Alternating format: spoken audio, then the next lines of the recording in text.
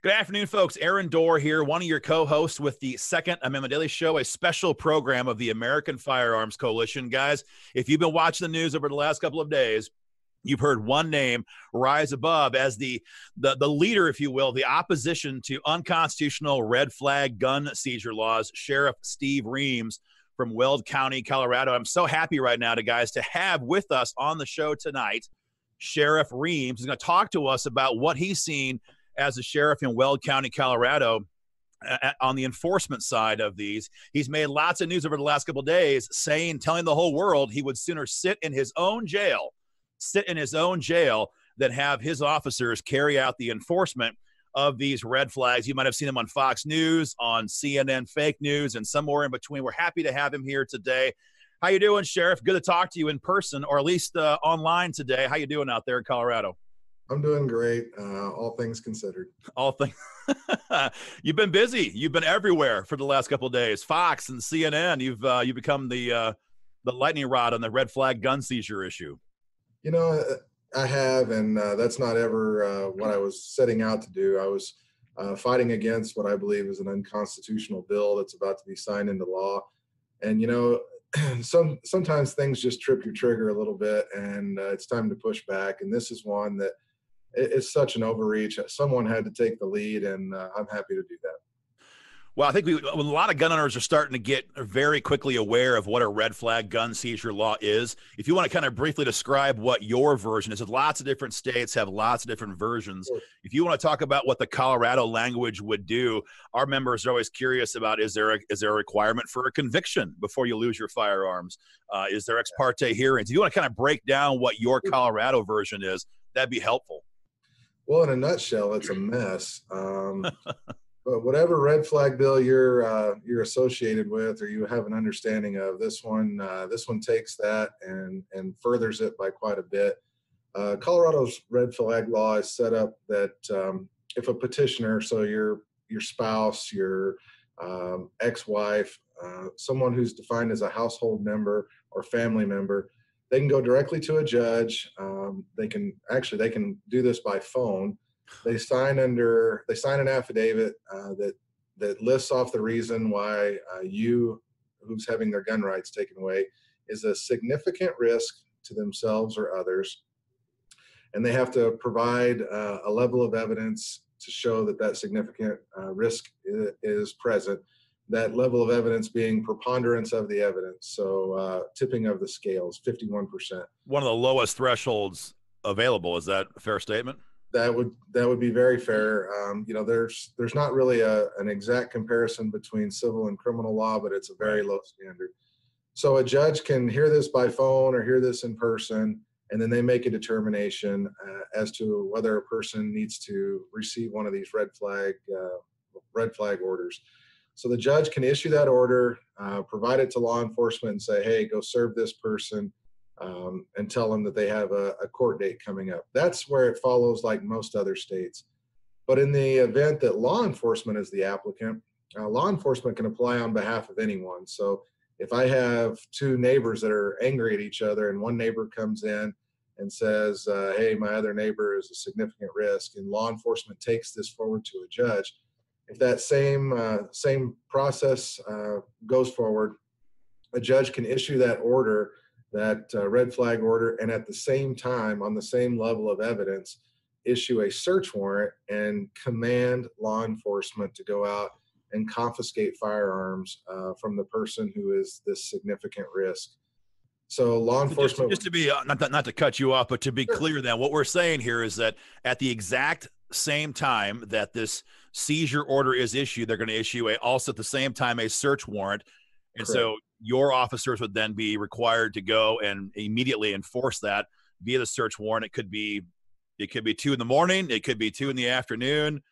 This is yeah, and we do have in the state of Colorado, we do still have provisions for no-knock warrants. So that could be an application in conjunction with this. We don't do no-knock warrants through the Weld County Sheriff's Office, but that doesn't mean that it's not allowed for in this state. And I think the part that I may have not made clear, the person who's having their guns taken away doesn't have any idea that this hearing is happening. They haven't been invited to that initial hearing. It's all ex parte, so they have no idea that that hearing's occurring. They can't cross-examine their accusers. They can't cross-examine a witness. They can't make a defense for themselves. They're sitting at home, fat, dumb, and happy, waiting for someone to, well, actually not waiting for anyone until someone shows up, knocks at their door, or doesn't knock at their door and enters their residence and takes their firearms and says, oh, by the way, here's your red flag order. We need you to appear sometime in court in the next 14 days. And then you can appeal to get your guns back, but you have to do so at a higher level of evidence, and that level of evidence is clear and convincing. So it's a lot harder to get your guns back in terms of well, it's at least harder from the evidentiary standard, from preponderance to clear and convincing to get them back. So it's a harder threshold for the gunner to meet. But I think what you said is sometimes perhaps lost on some gun owners is that they understand that perhaps they're not going to hear that, they won't be invited. But what you're saying, which is of course correct, is that with a true ex parte hearing, you're not aware and unable to attend. You have no idea. Correct. You have no idea that your angry ex-spouse or a crazy ex-boyfriend or whatever the case may be is making these petitions. And what you're saying is in Colorado, they can be done over the phone, for heaven's sakes. And so literally the first you're going to find out is when the officers come to your door, potentially with a no-knock warrant, not in Weld County. This is as bad as it gets. I couldn't agree more. So in addition to all of this, law enforcement is then told, all right, if this person has a decision at this point, so we take their firearms away, law enforcement takes their firearms away, the person who's having their guns taken away can say, well, I would rather have them stored at a federal firearms dealer, or I would rather have law enforcement store them. They don't have any other option under this bill. They get to pick what kind of storage they want. Of course, if they go to a firearms dealer, they're going to have to pay for it. Sure. So the natural choice would be, I'm going to take them to law enforcement, or I'm going to let law enforcement store them because that's free. It's free to them, but it's an unfunded mandate to me. And in the state of Colorado, we have, despite the fact that this bill is going through, we have a lot of gun owners, especially here in Weld County. We're a strong Second Amendment county, and I would still argue that we're a good Second Amendment state. And you know how it is. There's people that have very extensive gun collections. They have very valuable weapons. And now I'm taking on the role and the liability of maintaining that weapon in the same condition that they turn it in. That's just one small facet of how bad this bill is. So you've made news across the country, and I guess you're going to be doing media interviews in Europe later on today, the way it sounds. So it's getting across the world now that you're willing to sit in your own jail. I think for a lot of people who hear that, this may be the first time they're aware of this. I mean, I think that you would probably agree that it's not about the storage laws. It's the fact, am I correct? It's about the fact that what we're doing here in this country now, or in the state of Colorado in particular, is we're literally denying someone a fundamental freedom and seizing their property, and they've never had a chance to go to court. They've never been convicted of a crime. I think that a lot of people have a hard time realizing that you could literally never be convicted of a crime. You could potentially never even be charged with a crime, yet your Second Amendment rights and your property be taken away. Is that what you see as the most fundamental problems with this concept, with this bill? Absolutely. This isn't even a criminal matter. In fact, this is a whole new body of law in Colorado. It would be a civil search warrant and a civil seizure. They're creating a whole new section in Colorado code.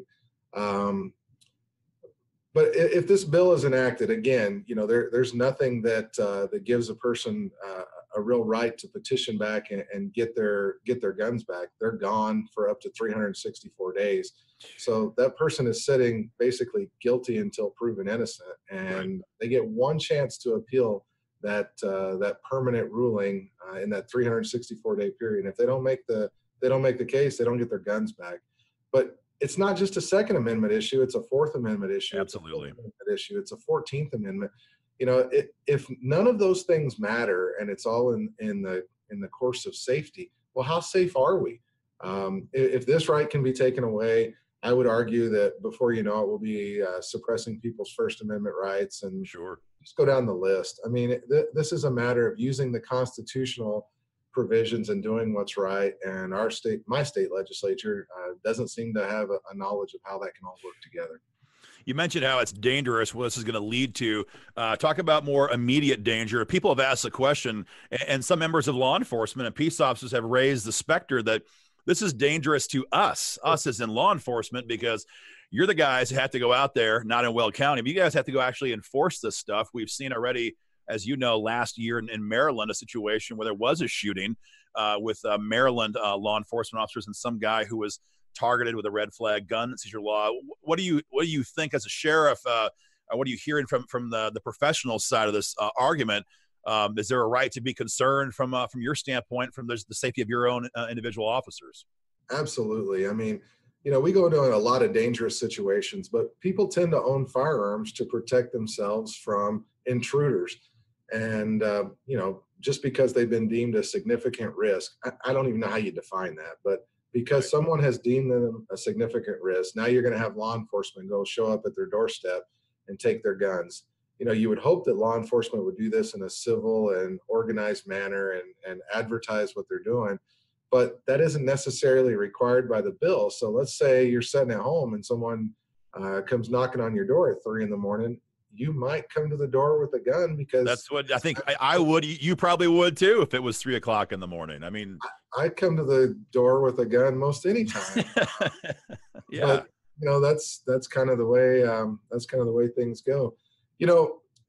I think the obvious risk that this places to law enforcement is high, so high that the two largest police agencies in the Denver metro area, the Denver Police Department and the Aurora Police Department, both of their police officers' unions put out statements that they were opposed to this bill in spite of their cities supporting the bill.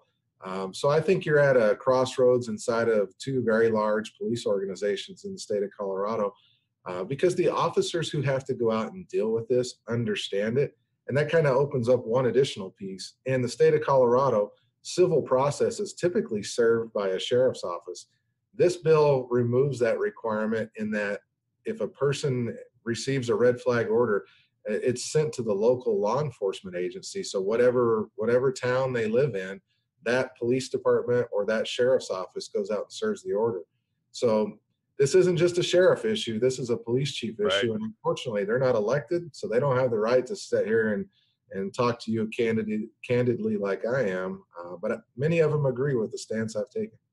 We've seen a lot of talk in Colorado also and across the country over the last couple of months now, this sanctuary county, sanctuary cities, the idea that, state or federal gun control laws cannot be applied here. Of course, that kind of presupposes they have a constitutionally minded sheriff like yourself who is willing to interact. But to see 32 counties in Colorado, over half the counties you have, as I understand it, come out there and adopt this concept, seems to be setting up kind of a real climactic showdown here. Maybe not of a legal one, but just the idea that so many lower level government officials, county supervisors and sheriffs like yourself, can obviously see what this is a complete destruction of the idea of being innocent until proven guilty, and it obliterates so many of our constitutional rights and guarantees in the Constitution.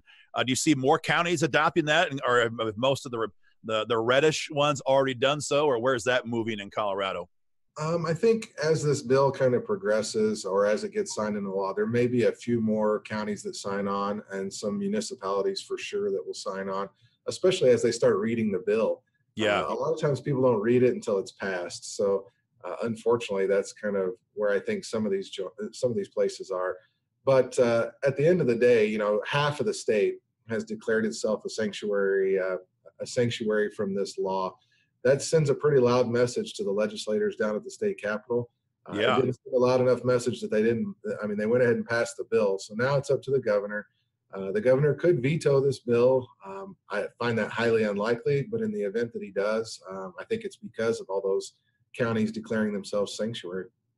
Excuse me. Well, I can't thank you enough, Sheriff. As I told you before, I'm in Iowa. We work a lot in some of the more red states. I work in Missouri. I work in a lot of states, and this is a huge issue in a lot of states right now. But what we're not seeing is a sheriff who understands his prerogative and his authority under the Constitution take these kind of stands. I just can't thank you enough on behalf of governors across the country right now and American Firearms Coalition members nationwide for doing this, because I know you're not seeking the limelight. I don't think you were trying to No. become a national news story on this, but you have a position that is very unique as the county sheriff to be able to stand there and say, this is wrong, this is unconstitutional, we will never enforce this here. And we just want to say thank you again on behalf of all the gun owners across the nation right now who are watching this, because every other sheriff, every deputy, every county board who sees this can realize that we can have a direct say in how this plays out, because after all, you're the elected county sheriff, not an appointed position. So we want to thank you again for that very much. What's your family saying about this? They see Dad all over the news. I'm sure the wife's not overly excited, but are they holding strong through all this? They are. When I went home and I explained to my family when this bill first got introduced, they were there the day that I was sworn into office for my second term.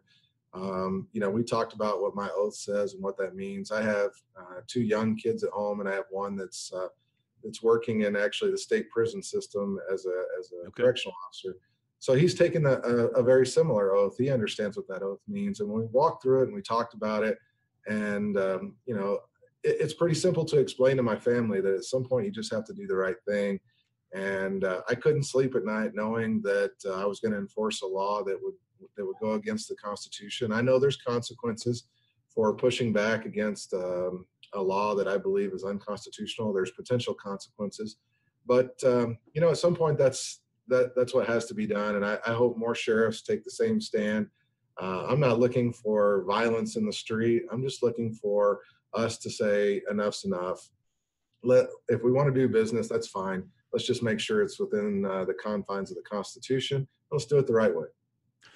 I couldn't agree more, Sheriff. As you said, if we let this happen, if we go with this now, I think we're going to set a very dangerous precedent on a whole bunch of rights across the board. So again, on behalf of all of us, Sheriff Steve Reams, thank you so much for your stance on this, for willing to sit in your own jail. Please keep gun owners informed how we can do more to assist you in this process. It's a loud message to gun owners across the country. So thank you again for being here today, Sheriff Reams. You bet. Thanks for having me on. You bet. And folks, that's why, again, the American Firearms Coalition is working so hard to get as many names as we can behind our petition urging President Trump to veto this bill if it, in fact, gets on his desk. As you guys just heard, this is a state-level issue in Colorado. It's a state-level bill all across the country. But if Marco Rubio's red flag bill, S7, becomes law, we're going to see federal taxpayer monies being used to more or less bribe state lawmakers into implementation of this bill all across the country. And so we need to see President Trump see this, be aware of it, stand up and oppose this very loudly with his veto. We have an open letter to the president. Please add your name to it, folks, as soon as possible. And we'll have more information for you guys very shortly. Thank you very much, and share this video everywhere you can. Thank you for your time, guys. Have a great day.